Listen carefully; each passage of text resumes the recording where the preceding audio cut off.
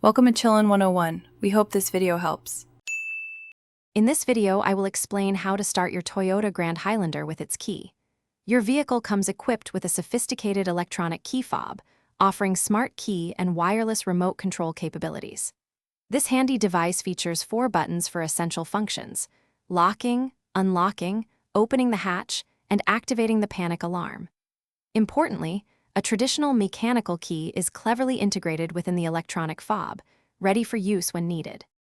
Should your electronic key fob's battery be low or dead, accessing your vehicle is still simple. First, locate the small release button on the side of your electronic fob and press it to slide out the hidden mechanical key. Next, insert this mechanical key into the driver's side door lock cylinder. A gentle turn will unlock the door, allowing you to enter your Grand Highlander without any hassle.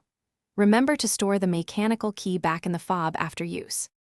Even if your key fob battery is completely drained, you can still start your Grand Highlander.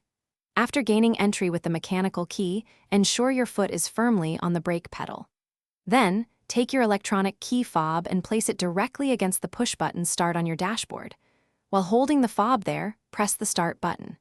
This method allows the vehicle to detect the fob's signal, even a very weak one, and successfully start the engine.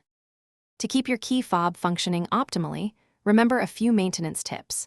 The standard battery life for your fob is typically between 1 and 2 years.